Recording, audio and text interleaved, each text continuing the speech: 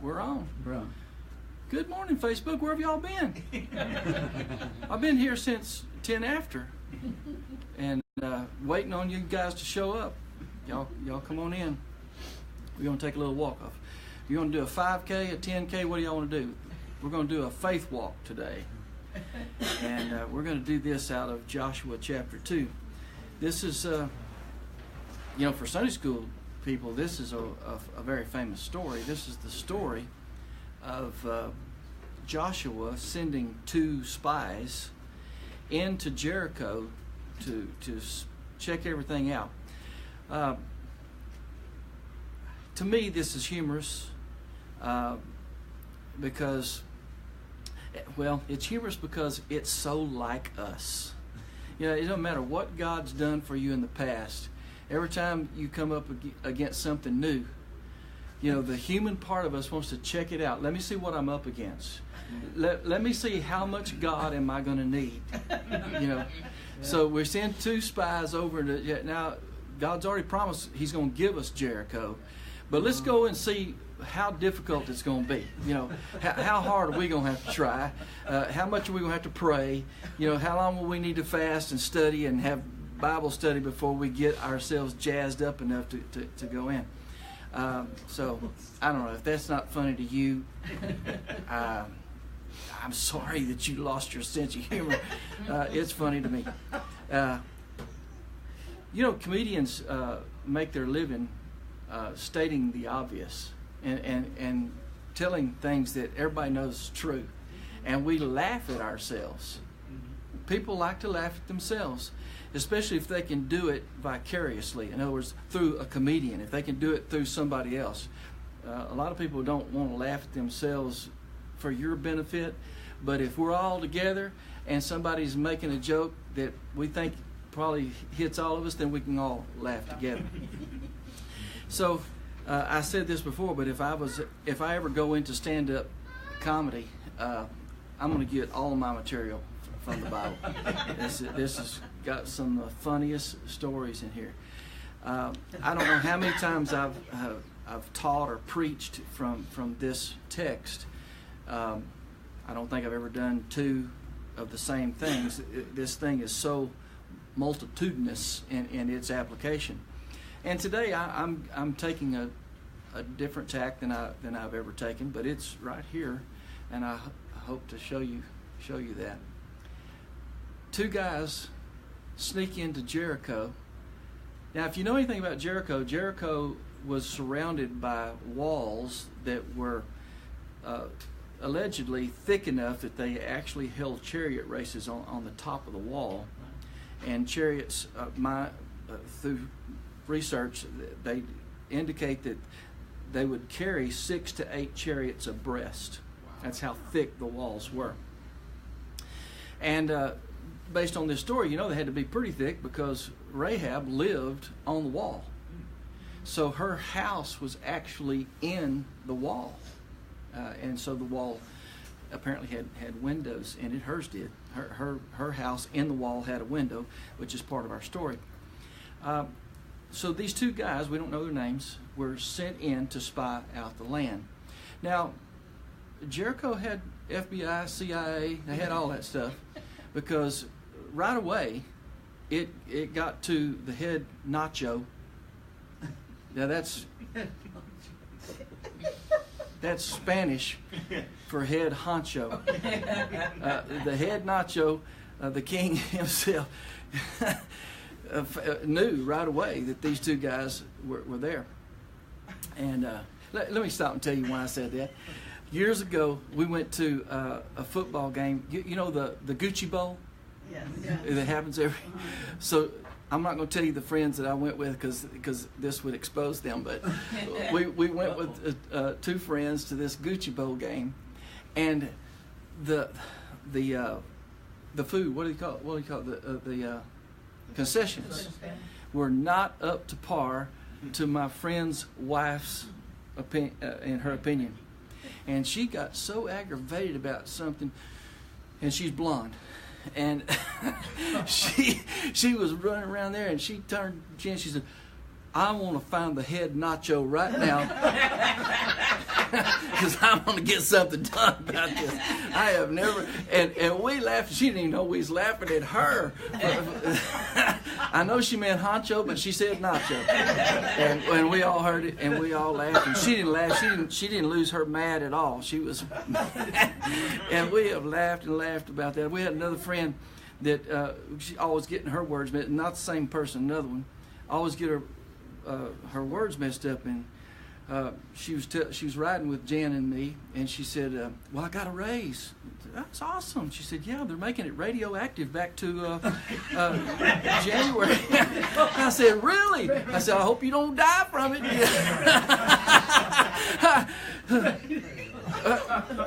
Now this is really going to be spiritual, Dave, believe it or not. So these two guys walk in. The head Nacho finds out immediately and sends some of his military to check this thing out. It's interesting that everything seems to happen at Rahab's house. Now Rahab is a harlot. That's a biblical word for a prostitute. And so I don't know if y'all ever watch Gunsmoke. You know, everything in Dodge happens at the saloon, you know, Miss Katie's saloon. Yeah, if you want to know anything, you go, what's the name of that saloon? The Long Branch. The Long Branch. So if you want to know whatever's happening in Dodge, you go to the Long Branch. And, you know, there's girls in there. And they have rooms upstairs. So this would be similar to Rahab. So this is where all the information. This is the information center. This is the hub. And listen, this is not too different than today. It wasn't not that long ago. The FBI got in trouble because they was using money to be with a bunch of Rahabs, and so it's like as time goes, some things just never change. And so anyway, this was apparently the information hub of Jericho. How the two spies knew it, I don't know. I don't know if it was just happenstance. Anyway, they ended up at her house. And shortly after they got there, the CIA showed up and demanded that Rahab, they said, "We know that they came here, so help us out." Well, she was just quick on her feet, you know. She said, "You're right. Two guys did come here, but they left. But if you leave now, I think you can catch them." And she gave them the direction that she said the guys went in. So they believed her and took out after these two spies. And instead, they were in her house. She hid them on the roof. And apparently, she did other things besides prostitute. She had flax and that you dry it. And it was in the drying mode on her roof, and she hid those guys under the flax. After the danger was gone, she comes to them and she says, "You know, we've heard all about you guys. I want to share this with you first. Every time you come up against a new challenge, it's just our nature to say, let me see what I'm up against." That's what the Jewish people were doing. They wanted to know what are we facing when we attempt to take Jericho, and that's the reason that they sent spies in. But I find it interesting that when the spies are in conversation with Rahab, that it is the faith of Rahab that ignites the faith of these two spies. It is just so cool to me that in life, that's why you should always be nice. You should always be kind. You should always be considerate, because you do not know where your next encouragement is going to come from. If you pass judgment on somebody or some group before you have engaged in any kind of meaningful conversation, you may be aborting some of the best encouragement that God's ever intended to send your way.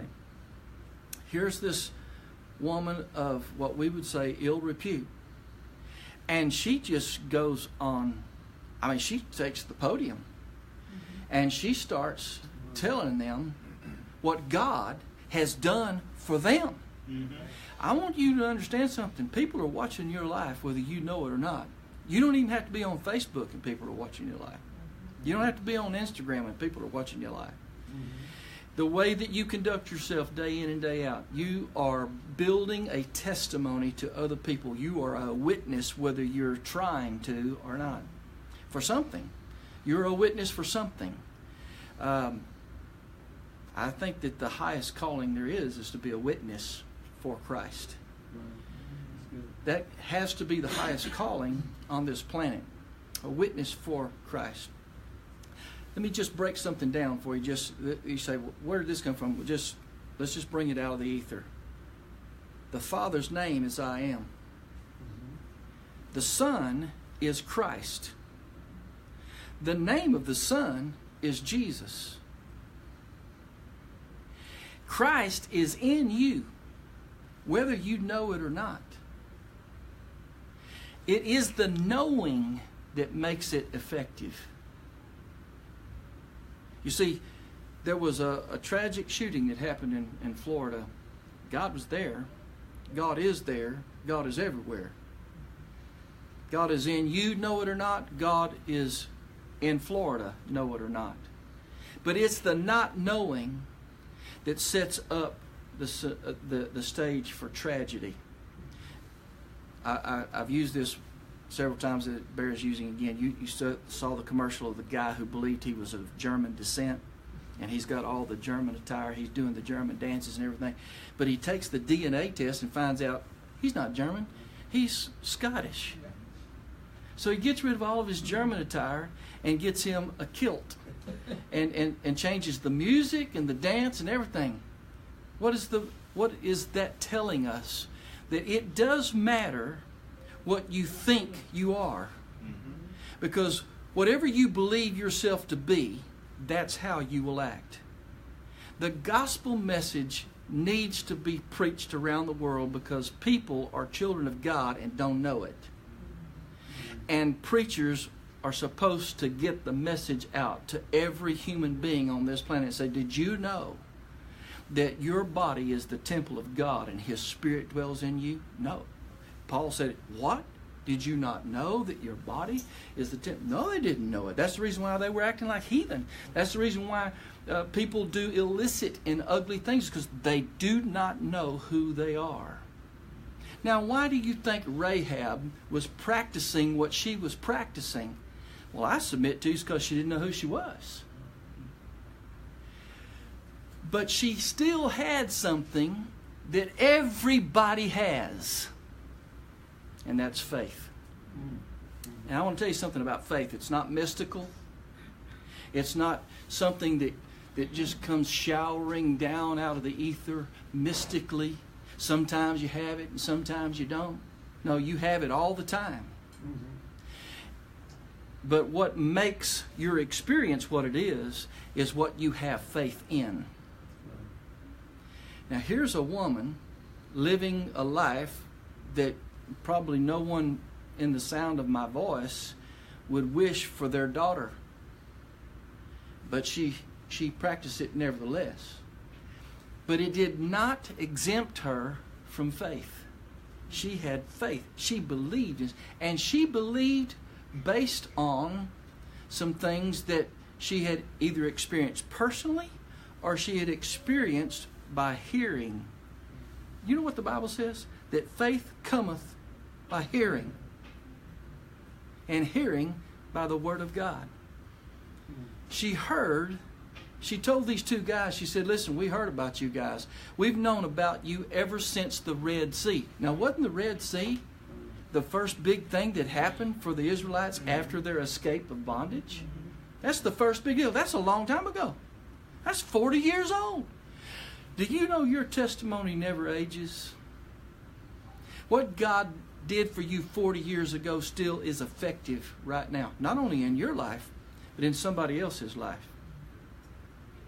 I recently connected with someone that was very important in our past, because I've shared with you that Jan and I lost our first child. As a matter of fact, the 9th of this month, he would have been 43 years old. We never forget. You can't ever forget that. That was a loss. It didn't make any sense. As a matter of fact, it was put down as a fetal accident. It just didn't make any sense until one day as I was pastoring many years ago now. As a matter of fact, well, I'll tell you this in a minute. There was a baby boy that had cancer, and he ended up, in spite of all the prayers, dying. And it killed us. It crushed us. And the funeral was held in another state. We drove to that state. I was officiating. I got to the funeral home during the wake, and the director was frantic. Came out and said, "Can you come? Are you the pastor?" "Yes." "Can you come help us?" I come into the funeral parlor, and the mother is trying to take the baby's body out of the casket. She's crying uncontrollably. She's about to lose it. And I went over, put my hand on her. She turned to me, she said, "Nobody knows what I'm feeling." But she didn't know this. I said, "I do. I know what you're feeling. I've been right here." I had to go to it by myself. Jan was in the hospital. She couldn't go. I buried the baby without Jan being with me. That was a hurtful thing. And when I think about it, it still hurts.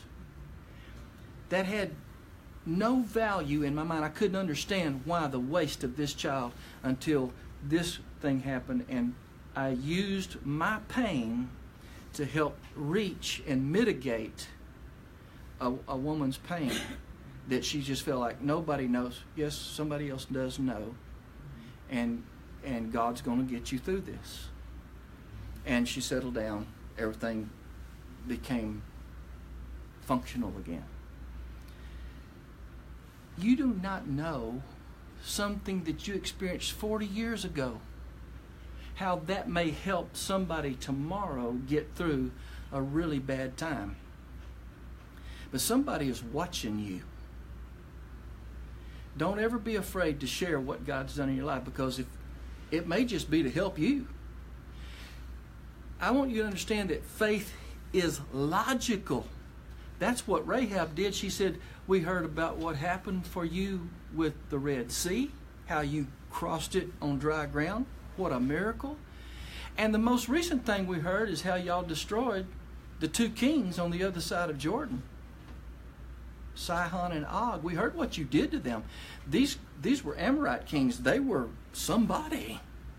And y'all just walked right over them like they were not even there." And when we heard this, all of our hearts melted. And here's the conclusion we came to. The God you serve is the God that orders things in heaven and orders things in this earth. And our hearts melted because we don't know that God. And the two spies looked at each other and they got encouraged. What God has done for you in the past should be an encouragement to you today. Listen, if He did it once, He'll do it again. Matter of fact, I wrote a song about that called "Do It Again." I remember in the days of old, Daniel in the lion's den. I remember how your angels came and how you rescued him. But here I am. I need you, Lord. This is my desperate hour. That was then. This is now. Lord, touch me with your saving power. Do it again. Speak your word to me. This is our modus operandi. This is how we live. This is how we walk. And this is why we call it a faith walk. So the two guys are encouraged. Rahab's not done. She says, "Listen, I've helped you. I want you to help me." Do you know it takes faith to even make that kind of a petition? I've helped you. I want you to help me. I'm going to let you down out of the window by this rope. We find out after the fact that rope was red. And they're crawling it, and they said, "Okay, you're going to escape by the same method that we're going to escape. Thank you for the use of this rope." They climb down the rope and they get out. She said, "Now y'all hide for 3 days. By that time they'll give up and come back, and then you can go on home." And that's what they did. She said, but I want you to promise me that you will not, that when you come in, that you won't destroy me and you won't destroy my family. They said, okay, our life for yours. Here's the deal. Make sure that this red rope is hanging out your window. And make sure that your family is in your house. If they're in the street, their blood's on their own head. But if they're in this house, we're responsible. Oh, that'll preach all day long. Because let me tell you something. There's a lot of people that don't want to identify with some things.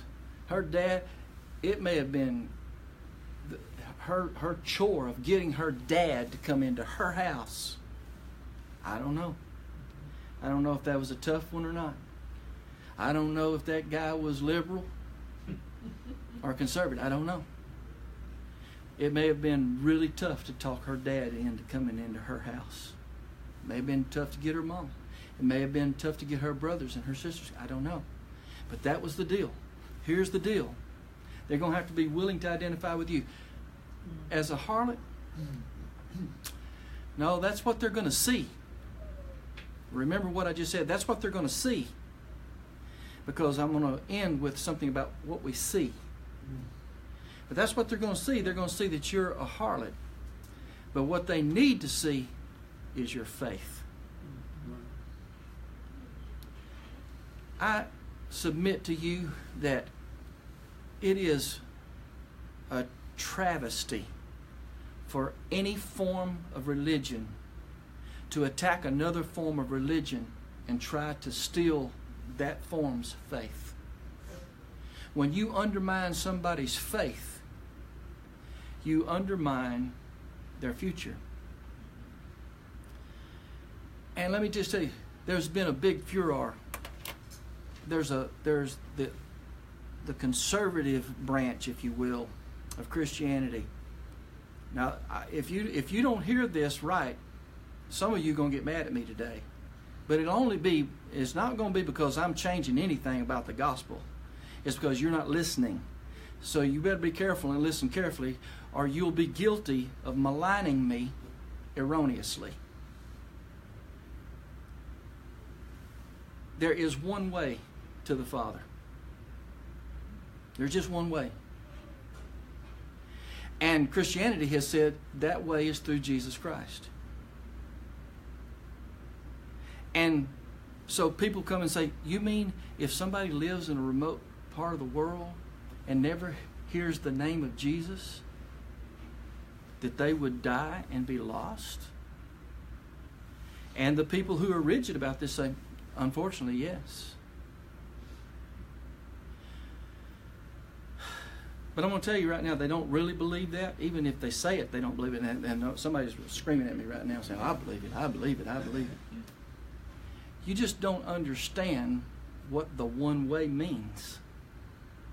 Did you know nobody walks the one way the same way? There's just one way. I'm not going to argue. I support. There's just one way to the Father. It is through Christ. But nobody walks the one way the same way. Not even in the same church. Not even in the same organization. I've been to so many churches in my life. I worked for one pastor that said I'd go to hell if I had a wedding band on. Amen it too. But then I worked for another and said, you need to get a wedding band on. You need to let people know you're married. Same brand. There's just one way, but everybody doesn't walk it the same way. And whenever you challenge somebody and say, do you believe the Bible? If you would really be honest with yourself, what you're really saying is, do you believe the Bible the way I believe the Bible? Then I'll accept you. And everybody don't believe the Bible the same way. Well, what does that do? It makes it real. When the apostle says, work out your own salvation with fear and trembling. In other words, work it out and be careful. Don't be blithe. Don't be flippant. Don't act like it matters. Because your life experience and your life culmination depends on what you work out. Faith is logical. It's not mystical. And you're living by faith. You may not have faith in what you ought to have faith in, but you're living by it and you're walking by it. You are walking according to what you believe. Now, I find this interesting too, because a lot of people say, well, I'm not the authority in my life. The Bible is the authority in my life. Really? But when you read the Bible, you decide what the Bible means to you. Yes? And you have the final word. And it don't matter if 10 preachers tell you something different than what you believe the Bible means. You're going to live based on what you believe the Bible means to you. Now, what if getting from here to glory is based on a technicality? If it is, there's going to be a whole lot of screwed people. But guess what? It's not based on a technicality. Let me tell you what it is based on. First, before I tell you that, I'm going to tell you this. Was it 2 lessons ago? I gave you some principles, some life principle, and one of them is be careful who you associate with. It's important who you do business with in this world. It's important who you socialize with, because they're either going to influence you or you're going to influence them. But this is not going to be a static situation. If you continue to run with people who are negative and who are contrary to your dream is ultimately going to get torn down. If you will not allow that, you will separate from that ideology and you'll get into a more favorable environment. And the Bible teaches this as a life principle. Be careful who you associate with. One of the things that I know for sure is faith ignites faith. I like to get with people that believe good things, and it stirs the faith in me. And there's been times when I've been low, and my faith energy was low. But I got with some people, they didn't even know it. And they started talking to me in a way that I thought, man, that's right. Praise God. Amen. That is good. Well, yes, I can do this thing. I believe I'll just brush myself off and I'll do chapter 2 now. And that's what I want in my life. That's why coming together like this is important. The Bible says, forsake not the assembling of yourselves together as the manner of some is. And so much more as you see the day approaching. The day where transition is about to occur, where things are really dynamically changing. You need to be constantly encouraged to keep the faith. Faith begets faith. Rahab's faith ignited the 2 spies' faith. And by the time they got home, they were high. And they were high on faith. The final thing that I want to leave with you out of this story is that while family members may have seen Rahab as a harlot, the 2 spies left seeing her as a woman of faith. And while everybody on the outside saw Jericho's walls, that's what they saw. They saw walls that were impenetrable. We don't have any methodology to take these walls down. We don't have a bomb to throw at it. We don't have any firepower that will take this wall out. This is what we're seeing. We're seeing an impenetrable wall. So spies are sent to say, see what it's like. When the spies come back, they have been encouraged by a woman of faith that says, I want your God. I want happening for me what's been happening for you. So will you please remember me and do me the kindness that I'm doing you? They said, we will. Just keep this red rope. This is metaphorical. Listen, what's happened by virtue of the cross is that we've all been made nigh by the blood. How many knows that blood is red? We've all been made nigh to the truth, to the Father, by the blood. It is not something that you literally touch. It's something that you acknowledge. It's something that you realize. What did Jesus do? He gave His lifeblood in order to prove to you that the power is not in this. The power is in the I am that lives in this. Amen. The power is in the Christ in you that is your hope for glory. And listen, you've prayed with it. You've worshiped with it. You've been encouraged by it. You have been redeemed by it. You've been set free by it from old thought patterns. Somebody told you about this a long time ago, maybe did it in a way completely different than what I'm doing today, but it was the trigger that triggered a change of mind in you. And I remember when I was a kid being preached to and something moved me. I couldn't even tell you what the message was, but I remember crying, oh my goodness, going and just crying and crying until I couldn't cry anymore. Wanting myself to be right with God. And the weeping that I experienced, there was a song we used to sing, He washed my eyes with tears that I might see. And I remember, even as a young man, getting up from that place of weeping to God. And when I get up, I felt so clean.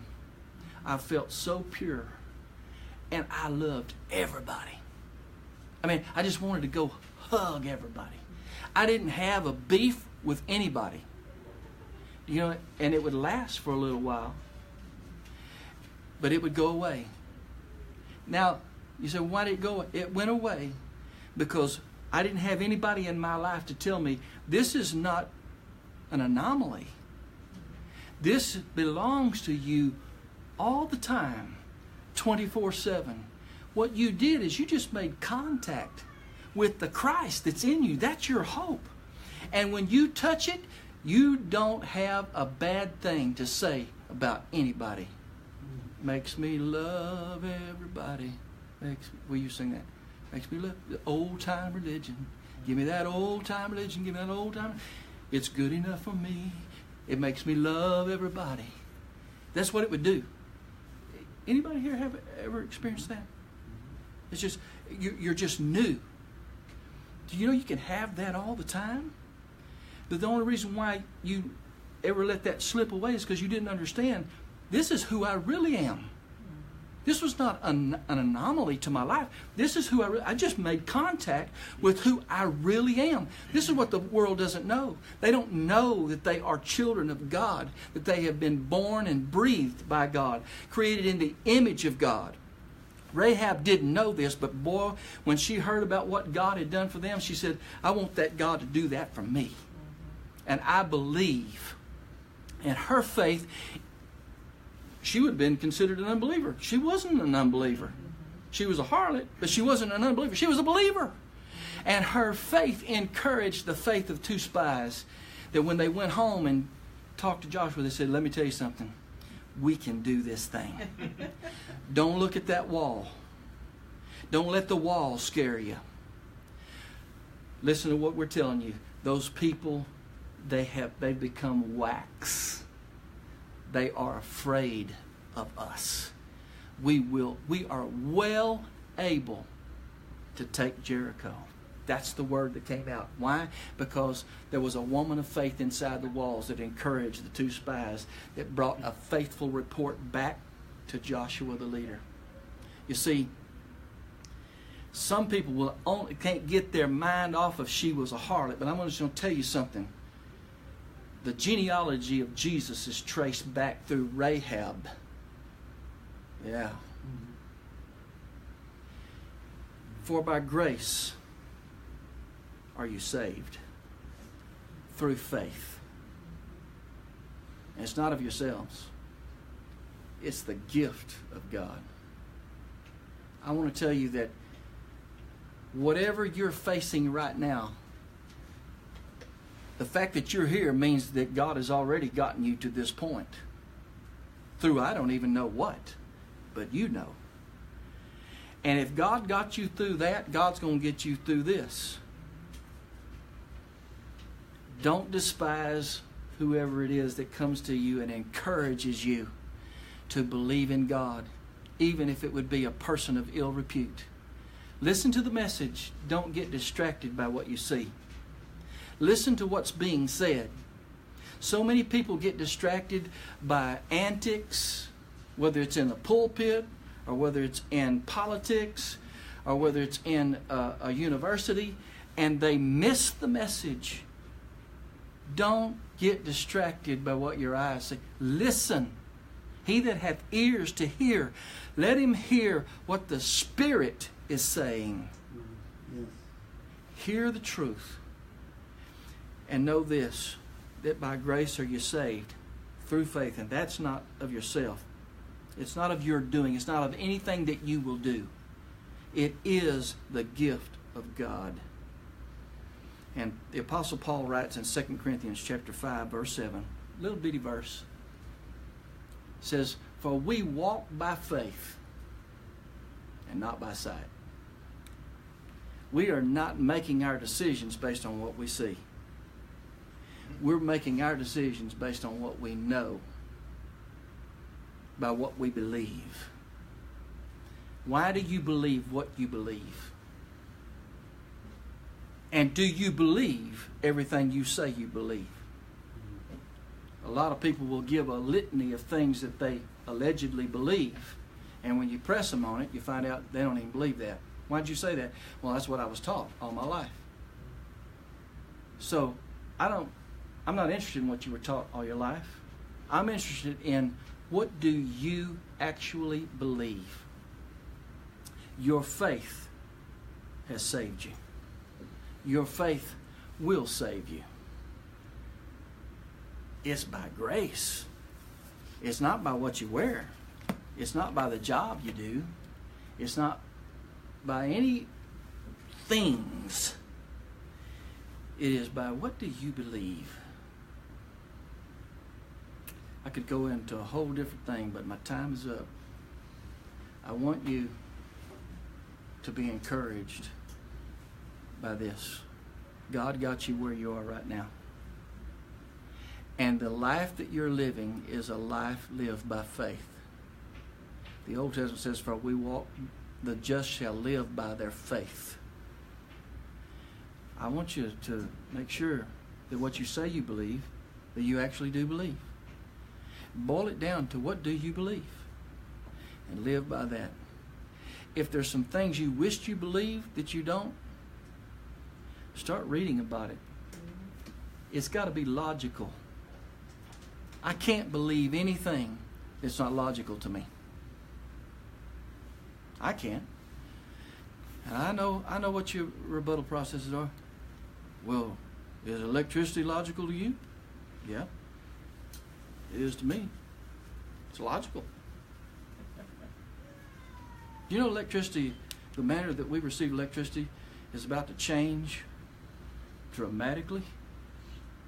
But the principles of electricity don't change. The method's going to change a whole lot.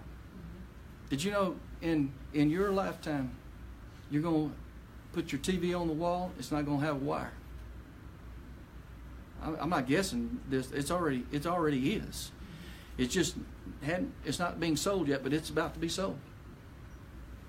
Did you know you'd be able to take your oven in your house that you cook in, pull it out of the wall, unplug it, and set it in the middle of your living room, and you'll be able to use your oven.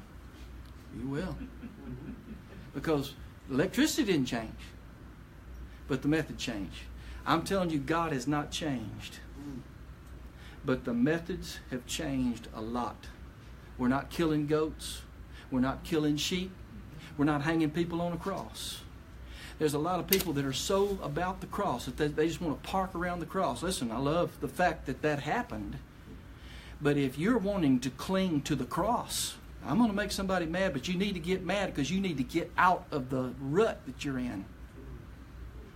We're not supposed to build shrines around a cross. And you're not supposed to build shrines around a tomb. He lives. He lives. And He lives in you. Is there any use for the cross? Yeah, hang your ego on it. Amen. Hang your ego on the cross and now follow Christ.